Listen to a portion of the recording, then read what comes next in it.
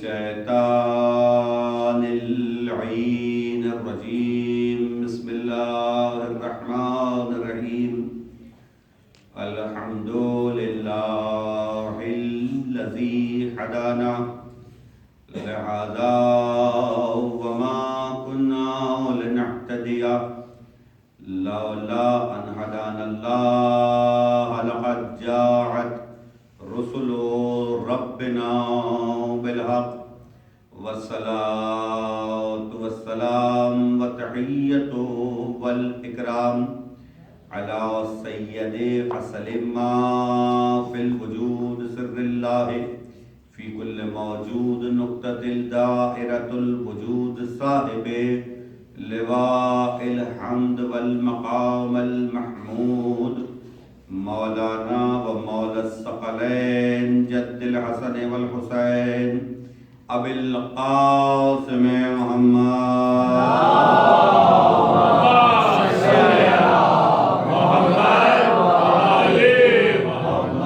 وعلى بیتہ الطیبین الطاہرین المعصومین المظلومین المنتخبین المنتجبین واللعنة الدائمة على أعدائهم ومنكر فضائلهم ومنكر ولايتهم وغاصب حقوقهم أجمعين. أما بعد فقد قال الله سبحانه وتعالى في محكم كتابه المبين وقوله الحق. بسم الله الرحمن الرحيم. إنا أعطيناك الكوثر فصل لربك وانحر إن شأنك هو الأبتر. صلوات پڑھ دیجیے.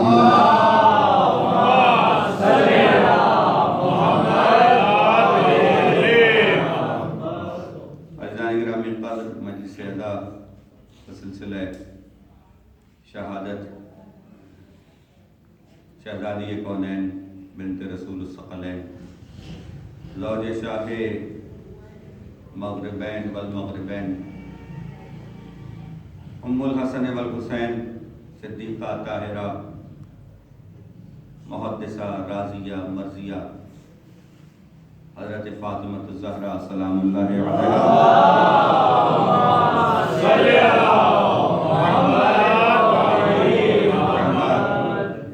بارگاہ بیت الفضل میں برپا ہے، اور یقیناً جن مرحومین نے اس امام بارگاہ کی بنیاد رکھی قابل تعریف اور قابل تقلید ہے ان کا یہ عمل، اور ان کے لیے مسلسل یہ ثواب کا باعث ہے کہ جب تک ذکر محمد اور آل محمد ہوتا رہے گا ان کی قبر پر پروردگار اپنی رحمت نازل فرماتا ہے. ہمارے ہاں مجلس ایصال ثواب کا تصور ہی یہ ہے کہ آپ جب کسی مرحوم کے توسل سے ایک دن جمع ہو جائیں اور ذکر آل محمد کر لیں، تو چونکہ وہ ذکر آل محمد کی وجہ بنا تو پروردگار اس کے بدلے میں اس کی قبر پر رحمت نازل فرمائے. اگر کوئی شخص سال میں ایک دفعہ ایک مجلس کا سبب بن جائے تو اس پر پروردگار اپنی رحمت نازل فرماتا، نہ کہ کوئی شخص ایک ایسی جگہ کا بندوبست کر جائے جہاں پہ مسلسل ہر روز ذکر اہل بیت ہوتا رہے، اس کی قبر پہ پروردگار کتنی رحمت برکت ہے. اور بنیادی محرک اور بنیادی وجہ کیا ہے؟ بنیادی وجہ یہ ہے کہ ہمیں ان ہستیوں کی معرفت حاصل ہو جائے کہ جن کے ذریعے سے خدا کی معرفت حاصل ہوتی ہے. یہ ہستیاں وہ ہیں کہ جن کے ذریعے سے خدا کی معرفت حاصل ہوتی ہے. وہ پروردگار جس نے یہ چاہا کہ وہ پہچانا جائے تو اس نے خلق کیا اس کائنات کو، یعنی اس کائنات کی تخلیق کا جو مقصد ہے وہ کیا ہے کہ پروردگار عالم کو پہچانا جائے. جو حدیث ہے اور مشہور حدیث ہے کہ میں نے چاہا کہ میں پہچانا جاؤں تو میں نے اس کائنات کو خلق کیا. اور حدیث میں جو لفظ آیا ہے وہ جاننے کا نہیں ہے، وہ پہچاننے کا ہے. اگر توجہ ہے تو یقیناً بڑی کچھ لطف سے بھرپور باتیں ہیں کہ حدیث میں جو لفظ ہے وہ جاننے کا نہیں ہے، پہچاننے کا ہے. جاننے میں اور پہچاننے میں ایک فرق ہے. جانتے آپ اس کو بھی ہیں جس کا نام سنا، پہچاننے کے لیے دیکھنا ضروری ہے. مثال کے طور پر اگر آپ سے کوئی یہ کہے کہ جناب آپ نے فلاں صاحب کا نام سنا ہے، آپ ان کو جانتے ہیں؟ آپ کہیں گے ہاں جانتا ہوں اس لیے کہ میں نے ان کا نام سنا ہے. کیا پہچانتے ہیں؟ آپ کہیں گے نہیں، پہچان نہیں سکتا. اگر وہ 100 لوگوں کے درمیان کھڑے ہوں، 50 لوگوں کے درمیان کھڑے ہوں تو میں یہ نہیں بتا سکتا کہ اس میں وہ صاحب کون سے ہیں. کیوں نہیں بتا سکتے؟ بھائی آپ جانتے تو ہیں. تو آپ کہیں گے جناب میں جانتا ہوں مگر پہچانتا نہیں، اس لیے کہ میں نے دیکھا نہیں. اب اگر بات پہنچی تو بڑا لطف آئے گا. خداوند متعال نے اس کائنات کو تخلیق اس لیے نہیں کیا کہ ہم اسے جانیں، اس نے تخلیق اس لیے کیا کہ ہم اسے پہچانیں. اب اے پروردگار پہچاننے کے لیے تو دیکھنا ضروری ہے. تو وہ ہے جو نظر نہیں آتا. اب میں تجھے جانتا تو ہوں، پہچانوں کیسے؟ اچھا اب سنیے، اس میں ایک دقیق بات میں عرض کر رہا ہوں کیونکہ مختصر سا مجمع لیکن بھرپور توجہ دے رہا ہے. بات یہ ہے کہ وہ پروردگار غیب ہے، ٹھیک ہے، وہ غیب ہے. اب اگر وہ غیب سے ظاہر ہو جائے تو اس کو کہتے ہیں کیفیت کا تغیر. تغیر کے معنی ہے تبدیلی، اور جس میں تبدیلی آ جائے وہ خدا نہیں ہوتا. اب دیکھیے اس میں ایک بڑی لطیف بات یہ ہے کہ تغیر اس میں آتا ہے جس میں کوئی کمی ہوتی ہے. مثلا یہ کہ اگر پانی کا گلاس آدھا بھرا ہوا ہے اور آدھا خالی ہے تو اب اس کی کیفیت میں تبدیلی اس وقت آئے گی جب آپ اسے پورا بھر دیں. جب آپ اسے پورا بھریں گے تو اس میں تبدیلی ہو گئی. لیکن تبدیلی کے لیے یہ ضروری ہے کہ پہلے آدھا خالی ہو. اگر پہلے ہی پورا بھرا ہوا ہے اس میں کیا تبدیل کریں؟ سوال یہ پیدا ہوتا ہے کہ وہ ذات اقدس کہ جو ذات باسط ہے. باسط خدا کا ایک اسم ہے، اس میں صفت ہی، ٹھیک ہے. اور باسط کس کو کہتے ہیں؟ باسط اس کو کہتے ہیں کہ جس میں کوئی تبدیلی ممکن نہ ہو، جس میں کوئی کمی نہیں تو تبدیلی نہیں ہو سکتی، اس میں کوئی اضافہ نہیں ہو سکتا. اب وہ تو ہے غیب، ظاہر نہیں ہو سکتا. ویسے ہر شے میں اس کا ظہور ہے، ہر شے میں اس کی تجلی ہے، ہر شے میں اس کا جلوہ ہے. وہ اپنی جگہ کہ کہنے والے نے کہا میں نے نہیں دیکھا کسی شے کو مگر اللہ کا جلوہ دیکھا، یہ ایک علیحدہ معاملہ.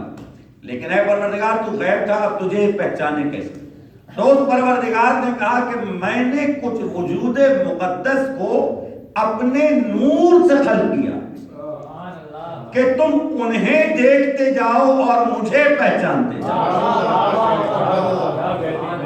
دیکھیے یہ حدیث معراج میں ایک حدیث مستند ہے جس کو سب لکھنے والوں نے لکھا کہ جب پیغمبر معراج کے سفر سے واپس آئے تو پوچھنے والے نے پوچھا کیا آپ نے اللہ کو دیکھا؟ کہا ہاں دیکھا. کہا کیسا دکھتا ہے؟ اب حدیث پیغمبر سن کے آپ لوگ جو بول رہے ہیں میں آپ کا شکریہ ادا کروں گا کہ حدیث پیغمبر آپ کے حوالے کر رہا ہوں. کہا کیسا دکھتا ہے؟ پیغمبر نے کہا جس نے مجھے دیکھ لیا اس نے اللہ کو دیکھ لیا. من زارنی فقط زار اللہ، جس نے مجھے دیکھ لیا اس نے اللہ کو دیکھ لیا. جب تم مجھے دیکھ رہے ہو سمجھ لو اللہ کو دیکھ لیا. بالکل اسی طرح یہ سلسلہ علی کے لیے ہے، یہی سلسلہ فاطمہ کے لیے ہے، یہی سلسلہ حسن کے لیے ہے، یہی سلسلہ حسین کے لیے ہے. تو اب میرا دل چاہ رہا ہے کہ میں ایک شعر پڑھوں اپنے والد مرحوم پروفیسر سردار نقوی صاحب کا کہ جنہوں نے کسی موقع پر کیا کمال کا شعر لکھا کہ 14 صحیح حیات کا دستور ایک ہے. مصرع بڑا غضب ہے کہ 14 صحیح حیات کا دستور ایک ارے فانوس مختلف ہیں مگر نور ایک ہے. ایک بھرپور سلام کو دیجیے میرے مولا کی. اگر تھوڑا سا آگے آگے آ جائیں آپ لوگ تو مجلس کا ماحول اور اچھا ہو جائے گا. ایک بلند تر صلوات کا سہارا لیں گے. تھوڑا سا آگے آگے آ جائیں, تھوڑا سا آگے آ جائیں اور اچھا ماحول ہو جائے گا مجلس کا.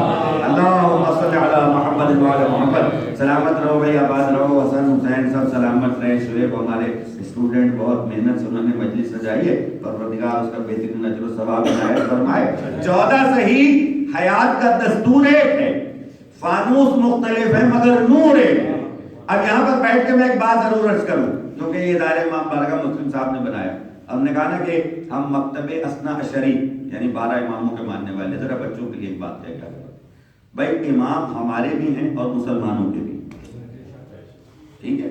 امام کے بغیر تو کسی کا گزارا نہیں, مگر ہمارے امام میں اور مسلمانوں کے امام میں فرق یہ ہے کہ وہ امام اور ہیں جو آپ بنائیں, وہ امام اور ہے جو اللہ بنائے. اسی لیے آج تک مکتب جو یعنی فقہ مانے جاتے ہیں وہ 4 ہیں. رجسٹرڈ جو فقہ ہیں وہ 4 ہیں, یعنی حنفی, مالکی, شافعی, حنبلی, 4, ٹھیک ہے. 5واں فقہ جو جعفری ہے اس کو سرکاری طور پر نہیں مانا جاتا. مسلمانوں کے 4 فقہ, جعفری کا مانا نہیں جاتا. کیوں نہیں مانا جاتا بھائی؟ کہا اس لیے نہیں مانا جاتا, اب یہ بھی ایک بڑی لطیف بات آپ کے حوالے کروں. کہا اس لیے نہیں مانا جاتا کہ جس زمانے میں یہ امام رجسٹر ہو رہے تھے سرکاری طور پر, پہنچ رہی بات ہے نا, تو جس زمانے میں یہ امام رجسٹر ہو رہے تھے کہ فیس دیجئے اور امام بن جائیے جی, تو اس زمانے میں یہ زمانہ ہے چھٹے امام امام جعفر صادق علیہ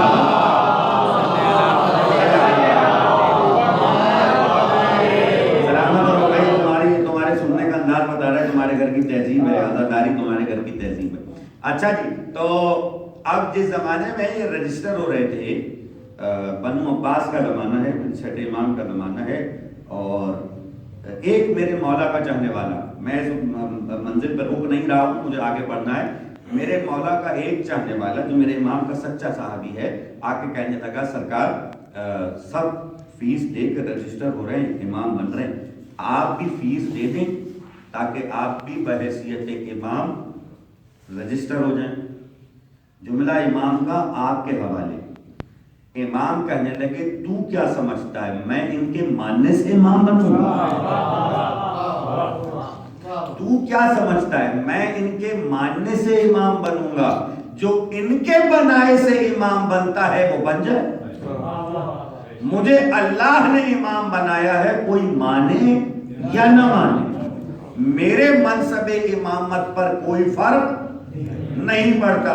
اچھا, اب ہمارے ہاں ہیں 12 امام, مسلمانوں کے ہاں ہیں 4 امام.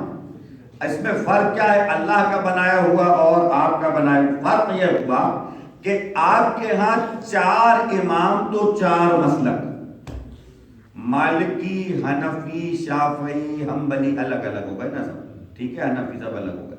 4 امام 4 مسلک.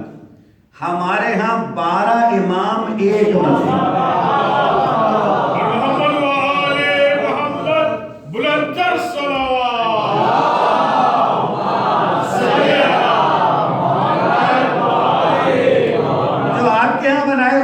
معاملہ یہ ہے کہ جو ایک امام نے کہا وہ دوسرے نے نہیں کہا, جو دوسرے نے کہا وہ تیسرے نے نہیں کہا, جو تیسرے نے کہا وہ چوتھے نے نہیں کہا. تو 4 امام 4 مسلک, یہاں 12 امام 1 مسلک. امام فرماتے ہیں اگر ہمارا قول یاد آ جائے اور یہ یاد نہ آئے کہ کس نے کہا ہے تو کسی کے بھی نام سے پڑھو.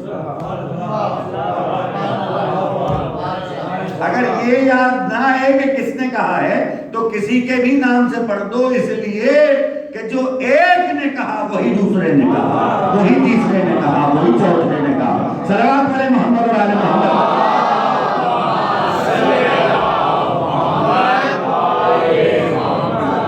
اب یہ سلسلہ امامت ہے کہ جو جاری ہے.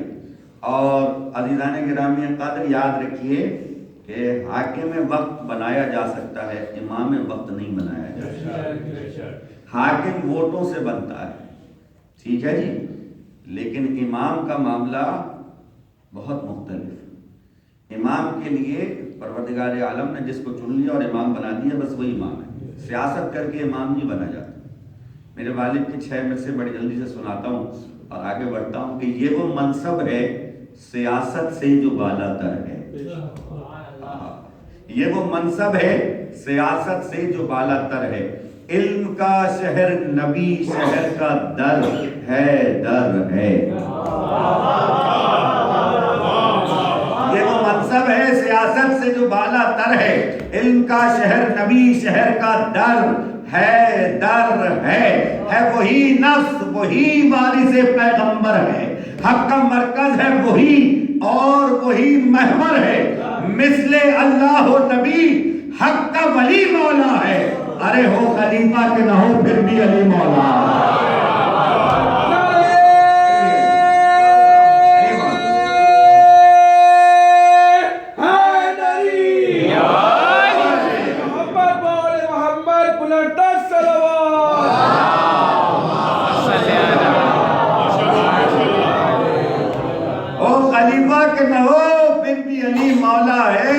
دونوں عالم کے لیے چشمہ رحمت ہے نبی، نور اول بھی وہی، مقصد آخر بھی وہی، وہ ملک ہوں کہ پیغمبر، وہ صفی ہوں کہ ولی، جملہ مخلوق کے مولا ہے رسول عربی، اور جز خدا ساری خدائی کے نبی مولا ہے، اور جس کے مولا ہے نبی اس کے علی مولا۔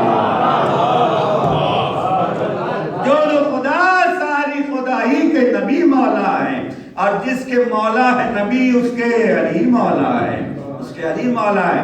تو عزیزان گرامی قدر کہا کہ 12 امام ایک مسلک، کیوں؟ یہ اللہ کے بنا ہے۔ یہاں پہ جو کچھ آیا ہے وہ اللہ کی طرف سے ہے، جو ایک نے کہا وہی سب نے کہا۔ بہت جلدی سے بات کو آگے بڑھا رہا ہوں۔ انا آتینک الکوثر، اے حبیب ہم نے آپ کو کوثر عطا فرمایا۔ اب یہ 108 نمبر کا سورہ ہے قرآن کا، 108 کا اگر عدد بنائیے تو 9 بنتا ہے، مختصر ترین سورہ ہے۔ اچھا 108 کا عدد 9 بنا، 8 اور 1 9، اور اسم فاطمہ کے اعداد بھی 9، تو اس میں بہت سارے اشارے چھپے ہوئے ہیں۔ قرآن کریم کے جو سوروں کے نمبر ہیں نا اس میں بھی رمز پوشیدہ ہے۔ میں ایک بات آپ کے حوالے کروں، اب آپ جتنا اچھا سن رہے ہیں مجھے پتا ہے کہ آپ لوگ اسے قیمت ادا کریں گے۔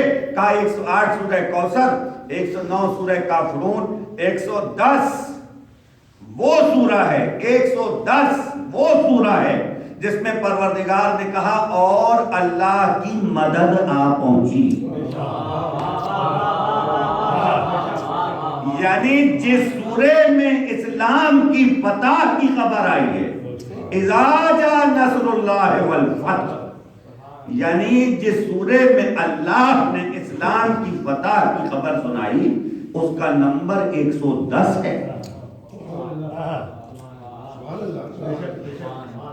اذا جاء نصر اللہ والفتح ورأيت الناس يدخلون في دين الله افواجا فسبح بحمد ربك واستغفر انه كان توابا، 110 نمبر۔ اچھا تو اب 108 سورہ کوثر، انا آتینک الکوثر، اے حبیب ہم نے آپ کو کوثر عطا کیا۔ اچھا اب یہ جو سورہ ہے اس کے بہت سارے مفاہیم، اس کے تفسیریں لکھی گئی ہیں، میں بہت اجمالی کچھ نکات آپ کی خدمت میں پیش کروں گا۔ یقیناً کہ صاحبان علم تشریف فرمائیں، اپنے بچوں کو مخاطب کر رہا ہوں اور بڑے جلدی سے کچھ باتیں آپ کے حوالے کرنی۔ ہم نے آپ کو کوثر عطا فرمایا، آپ نماز پڑھیں اور قربانی دیں، آپ کا دشمن بے اولاد رہے گا۔ اچھا اب یہ بے اولاد جو ہے نا یہ تو ایک بہت سادہ سا ترجمہ ہے۔ اب تک یہ لفظ بڑا سخت لفظ ہے، یہ عربی زبان کا بہت سخت لفظ ہے کہ جو قرآن مجید میں صرف ایک ہی مقام پہ آیا ہے وہ یہی مقام ہے، اس کے علاوہ کہیں ابتر کا لفظ نہیں ہے۔ اور اس میں ایک بات یہ بھی بتاتا چلوں کہ یہ ابتر کا لفظ خود قرآن کا نہیں ہے، بلکہ قرآن نے ایک بندے کی زبان سے نکلا ہوا یہ لفظ ہے جس کو قرآن نے کوٹ کیا ہے۔ یہ لفظ قرآن نے استعمال نہیں کیا تھا بلکہ قرآن نے اس کی زبان سے نکلا ہوا لفظ ہے جو کوٹ کیا ہے، پلٹا دیا اس کی طرف۔ اچھا وہ کیا ماجرا ہے؟ وہ ماجرا یہ ہے کہ ایک دن پیغمبر بیٹھے ہوئے ہیں، ٹھیک ہے جی، پیغمبر بیٹھے ہوئے اور یہ ظاہر مکے کا زمانہ ہے، وہاں پر ایک شخص ہے جس کا نام ہے عاص بن وائل، ٹھیک ہے۔ اب یہ جو عاص بن وائل ہے اس کا سارا گھرانہ آگے چل کے بھی دشمن اہل بیت اور دشمن محمد والے محمد رہا۔ عاص بن وائل بیٹھا پیغمبر کے ساتھ، ٹھیک ہے۔ جب وہ اٹھ کے گیا تو اس سے کچھ لوگوں نے پوچھا کہ تم کس سے گفتگو کر رہے ہو؟ وہ کہنے لگا میں اس ابتر شخص سے گفتگو کر رہا تھا۔ یہ لفظ تھا اس کا جو اس نے پیغمبر کو کہا کہ میں اس ابتر شخص سے گفتگو کر رہا تھا۔ جب اس نے پیغمبر کو ابتر کہا تو اس سے پیغمبر کو تکلیف پہنچی، پیغمبر کے دل پہ چوٹ، پیغمبر رنجیدہ ہو۔ اب میں آپ کی خدمت میں 2-3 باتیں بڑی جلدی سے پیش کر کے آگے بڑھوں۔ پہلا سوال یہ ہے کہ جس زمانے میں گویا کہ پیغمبر کی اولاد نہیں ہے، ٹھیک ہے، یعنی پیغمبر کے بیٹے ہوئے اور اللہ نے واپس اپنے پاس بلا لیے، اللہ کی مرضی، اس زمانے میں کتنے ہی لوگ ہوں گے جن کے ہاں اولاد نہیں ہوگی، ٹھیک۔ یہ پیغمبر کی اولاد ہونے یا نہ ہونے سے مشرکوں اور کافروں کو اتنی دلچسپی کیا ہے؟ ایک یہ سوال بنتا ہے۔ تو اس کا ایک بڑا آسان سا جواب یہ ہے کہ مشرکوں اور کافروں کو پیغمبر کی اولاد سے جو دلچسپی ہے وہ یہ ہے کہ وہ یہ جانتے ہیں کہ اگر ان کی اولاد نہیں ہوگی تو ان کا پیغام آگے نہیں بڑھے گا۔ عزیزان محترم، ایک بڑا سامنے کا نقطہ میں دینے جا رہا ہوں، بڑی اچھی بات ہے۔ وہ یہ چاہتے ہیں، ان کو اولاد ہونے نہ ہونے سے کوئی دلچسپی نہیں ہے۔ پتہ نہیں کتنے لوگ ہوں گے اس زمانے میں جن کی اولاد نہیں ہوگی، تو یہ پیغمبر کی اولاد نہ ہونے سے ان کو کیا دلچسپی ہے؟ وہ چاہتے ہیں کہ پیغام آگے بڑھے۔ دشمنی ہے اس پیغام کے ساتھ کہ جو پیغام رسول لے کے آئے، اس لیے وہ چاہتے ہیں کہ پیغمبر کا یہ پیغام رک جائے اور اولاد نہ ہو۔ ہاتھ جوڑ کے عرض کروں تاریخ کے مورخ کی خدمت میں کہ بھائی اولاد نہیں تھی، دوست تو تھے، چاہنے والے تو تھے، تو سب یہی کہیں گے پیغام دوستوں سے آگے نہیں بڑھتا۔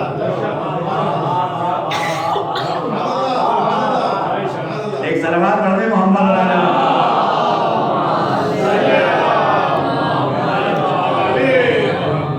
دیکھیے، یہ بڑی سامنے کی باتیں کر رہا ہوں میں، کہا پیغام دوستوں سے نہیں آگے بڑھتا، اگر پیغام آگے بڑھے گا تو اولاد سے آگے بڑھے گا۔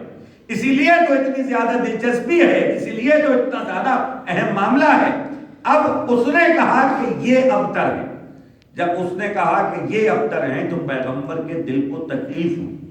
اب ایک بات آپ کے سامنے بڑی توجہ طلب بات یہ ہے کہ پیغمبر اللہ کے محبوب ہیں، اور اگر کبھی محبوب تکلیف میں ہو تو محب کی خواہش یہ ہوتی ہے کہ اسے کوئی ایسا تحفہ دے دے کہ اس کی تکلیف دور ہو جائے۔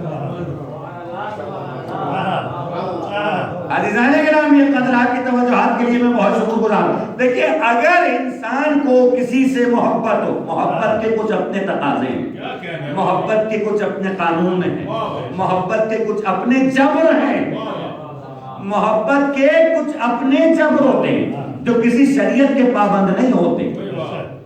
اگر آپ کو یہ پتہ چلے کہ محبوب کو، مثلا محبوب کو فلاں رنگ پسند نہیں تو آپ وہ رنگ پہننا چھوڑ دیتے ہیں۔ شریعت نے تو منع نہیں کیا، قانون نے تو منع نہیں کیا، آپ کہیں گے شریعت نے منع نہیں کیا ہے لیکن محبت کے قانون نے منع کیا ہے، اس لیے میں نے وہ رنگ پہننا چھوڑ دیا۔ اور جیسا رنگ آپ کو پتا چلے کہ محبوب کو پسند، آپ وہ رنگ پہننا چاہیں گے، وہی رنگ پہنتے رہے جو محبوب کو پسند۔ محبت کا ایک تقاضا اور بھی ہے، اگر پہنچ جائے تو بس مجھے بتا دیجیے گا۔ محبت کا ایک تقاضا اور بھی ہے، محبت کرنے والا اس کوشش میں لگا رہتا ہے کہ بس یہ پتا چل جائے کہ میرے محبوب کو کیا پسند ہے اور کیا ناپسند ہے۔ محبت کرنے والا اس کوشش میں لگا رہتا ہے کہ بس مجھے یہ پتا چل جائے کہ میرے محبوب کو کیا پسند ہے اور کیا ناپسند، کہیں میں وہ کام نہ کروں جو میرے محبوب کو ناپسند ہو، اور میں وہی کام کرتا رہوں جو میرے محبوب کو پسند ہو، اس لیے کہ میرا محبوب مجھ سے راضی ہو جائے اور مجھ سے محبت کرنے لگے۔ میں دست ادب جوڑ کے کہہ رہا ہوں، تمہیں دعویٰ ہے آل محمد سے محبت کا، تو جاننے کی کوشش کیا کرو انہیں کیا پسند ہے اور کیا ناپسند ہے، وہ عمل کرو جو انہیں پسند ہے اور اس سے دور رہو جو انہیں ناپسند ہے۔ صلوات پڑھیے محمد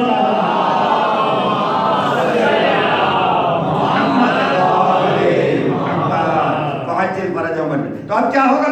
کہا کہ جو محبت کرنے والا ہوگا وہ اپنے محبوب کو کوئی تحفہ دے گا جس سے اس کے دل پر مرہم ہو جائے، زخموں کا مرہم ہو جائے، مداوا ہو جائے اور اس کا دل خوش ہو جائے۔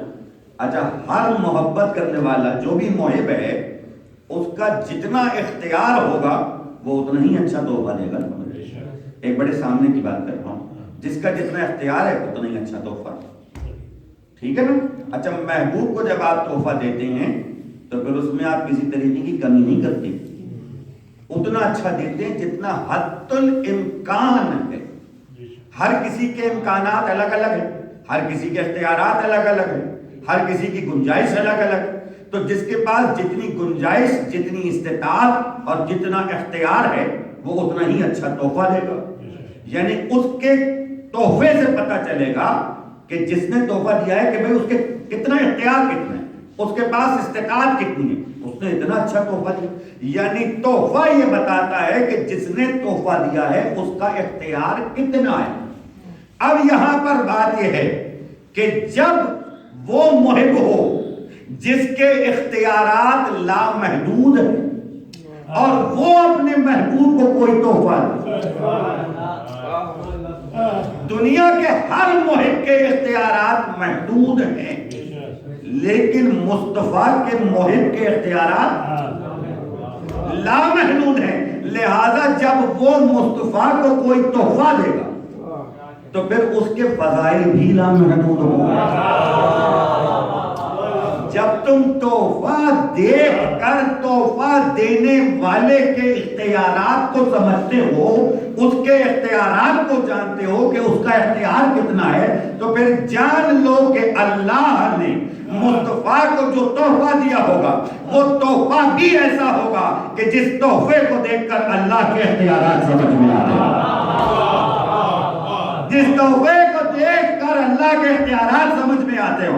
اور اختیارات الہی کی عکس وہ ذات ہے جسے ذات فاطمہ زہرا سلام اللہ علیہا۔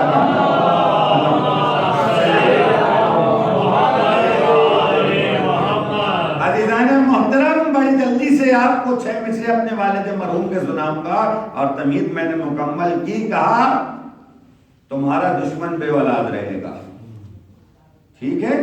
یہ ابتر تمہیں کہتے ہیں نا، ابتر رہے گا تمہارا دشمن۔ اب میرے جو اسٹوڈنٹس ہیں نا، یہ سارے شعیب کے جیسے بچے یا حسن بیٹھے ہیں، جو حسین بیٹھے ہیں، تو یہ آگے اکثر پوچھتے ہیں، کہتے ہیں سر یہ بتائیں کہ جب قرآن نے یہ کہہ دیا کہ تمہارا دشمن بے اولاد رہے گا تو کون بے اولاد رہا، تاکہ ہم اس سے یہ پتہ کریں کہ اس کا نام بھی کہیں نہ کہیں دشمنان رسول کی فہرست۔ دیکھیے میں تو قرآن سنا رہا ہوں، یہ تو بہت سامنے کی بات ہے نا۔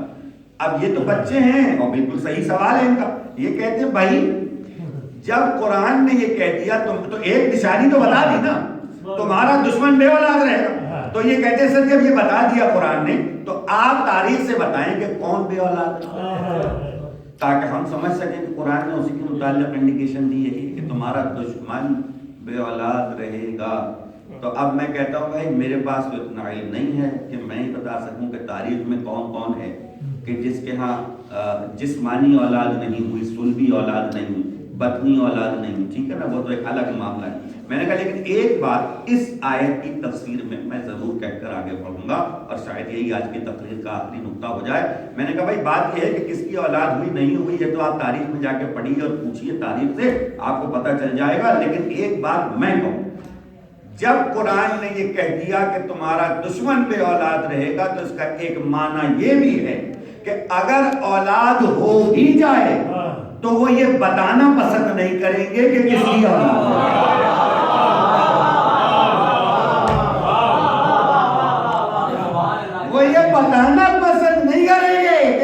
اولاد. اسی لیے کسی کی اولاد ہو اپنا شجرہ اگر جوڑتے ہیں تو حسن سے اور حسین سے جوڑتے ہیں.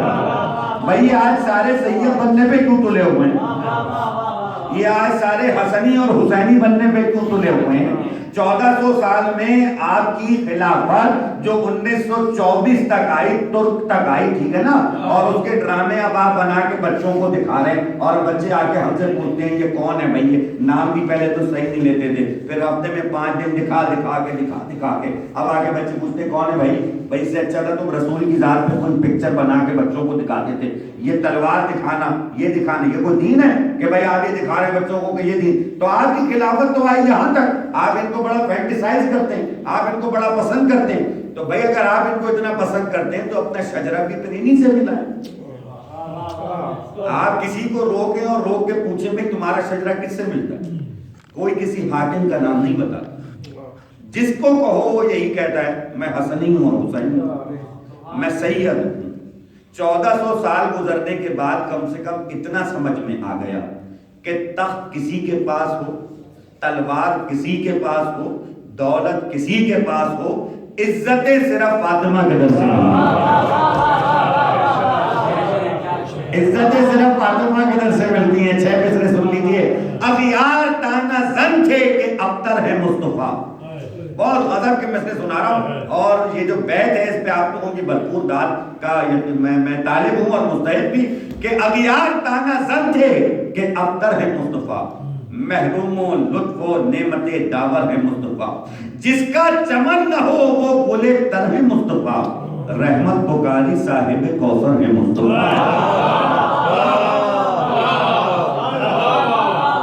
رحمت پکاری، رحمت پکاری، رحمت پکاری. اور انشاءاللہ بیت پہ اللہ نے چاہا تو سب کے ہاتھ اٹھیں گے. رحمت پکاری صاحب کوثر ہے مصطفیٰ، سر چشمہ بہار مسلسل یہ پھول ہے. ارے ابتر وہ ہے جو دشمن آل رسول